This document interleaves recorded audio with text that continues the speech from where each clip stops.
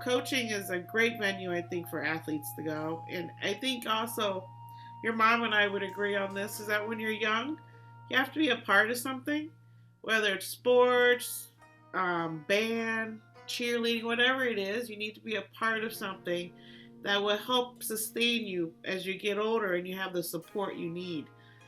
I remember us talking about that. Our kids were always involved in something. But also as an athlete, you don't usually play one sport. When we were growing up, we want our kids to play multiple sports, and it turns out that is the way to go. Yep. Not specializing in one. Um, but that's why I think athletes, I would be more willing to hire an athlete because they have that work ethic to get to college and graduate, which is hard as hell. Yeah. All the traveling you have to do and all the studying you have to do on the road. So I think if you do this thing with your job too, the other part of next shift, that's also going to be huge. Is it only in sales professions though? Yeah, right now it's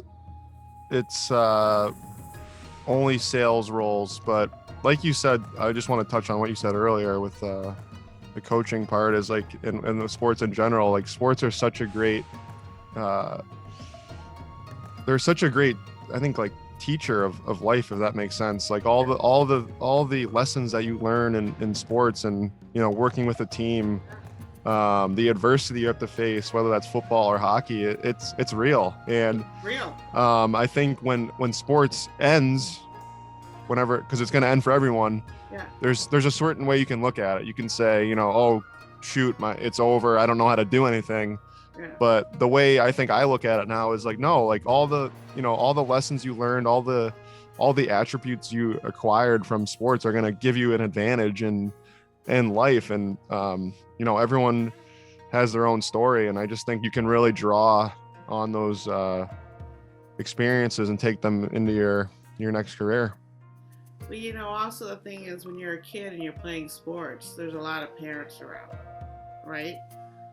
So I think one of the major lessons I taught my children was not to trust adults because, guys, adults could change stats. They might play their kid more, they might favor their kid more, all kinds of things you see, and a lot of times it'll stop you, That's the other part of sports is that it teaches you how to interact with multi-generational people. You don't get that any other way besides doing stuff like that. If you're the coach making a kid not want to play, you're not doing your job. Exactly. So right? you got to cultivate a love for a game. It should be fun. It's youth sports, so the whole idea is to have fun, but it can get crazy, like you said, because there's a lot of time invested. There's a lot of money. There's there's some biases with your own kid, but at the end of the day, it's about having fun and being on a team and playing with your buddies. So. Do you think about coaching at a higher level? I've thought about it. I'm pretty happy where I am with coaching youth hockey because it gives me that flexibility.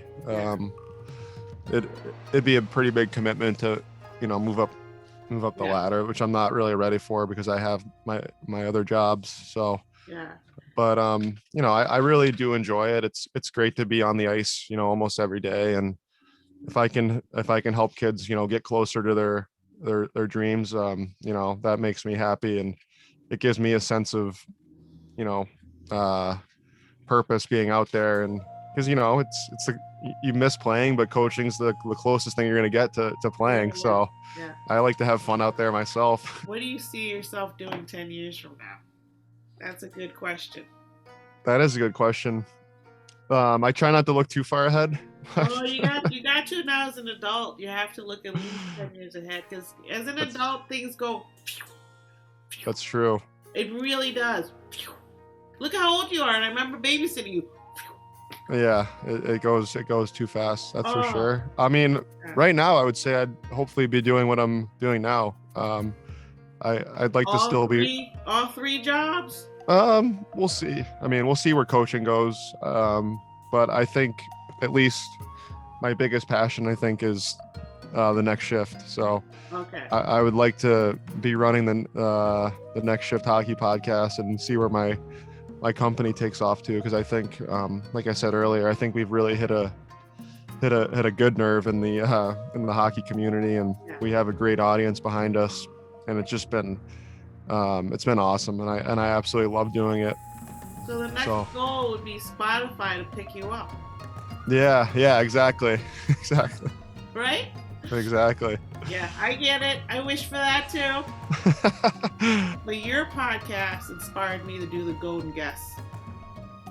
And like you with hockey, I'm that way with writers and artists. Any advice you want to share with younger people to help them if they're struggling with their purpose in life?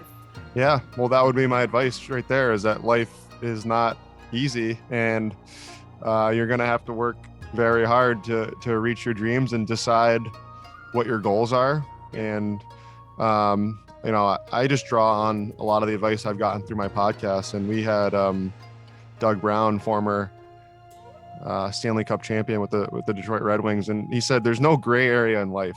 He said, there's no gray area in life. You're either one step closer to your goal, or you're one step away. So that really hit home with me, and it's true. So think about, all the decisions you're making throughout day by day, and are they in relation to what your goals are? Life is really a gift, I think, as you slowly grow up. You don't really think that way when you're 18 years old, but life is truly a gift. And like you said earlier, it goes quick and it's short. So I think just be thankful every day that you are alive and you have the opportunity to go after whatever you want to go after. It's exciting if you think about it that way. And I would say too, like stay in touch with your family, your friends, and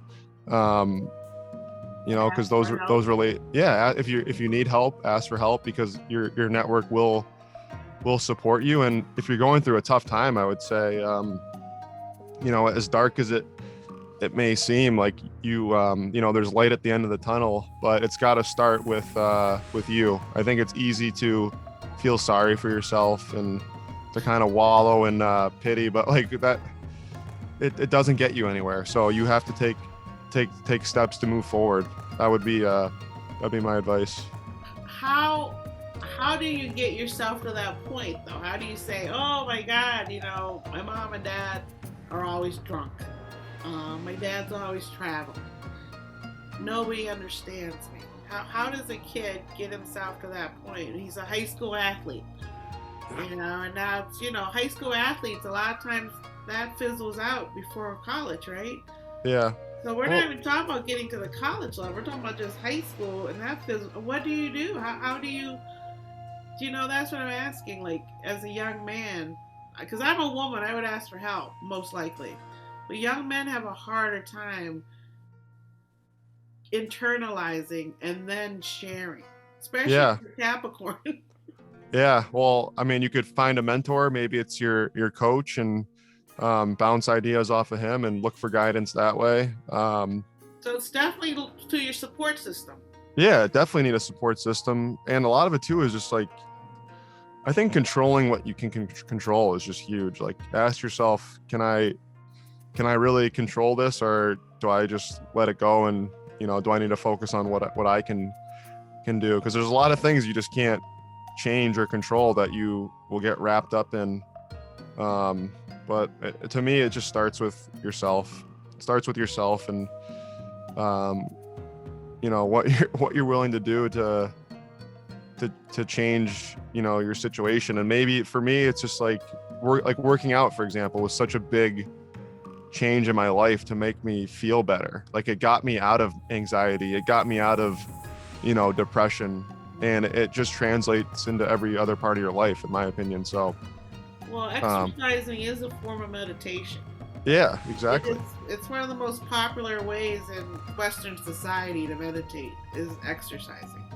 So that's a big prime thing right now, is suicides in teens. And so that's why I wanted to ask you on, is to say, no matter what happens, you have to, what you touched on is really the key point, is you have to understand what you can control and can't control. Yeah. And the first thing you have to be able to control is your own mind. Your mind controls everything. You listen to your heart. Mm-hmm. or you control your mind. You see what I mean? Yeah. So it starts really early with this control and these things. And are you thinking about kids soon? Hopefully. Yeah, Capricorns, the other thing about marriage for Capricorns is they're not going to get married till they're like secure.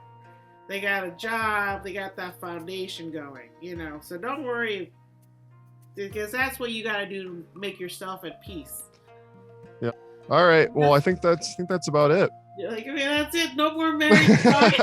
That's a good way to end it on. Yeah. No, I can handle it. Yeah, I know you can.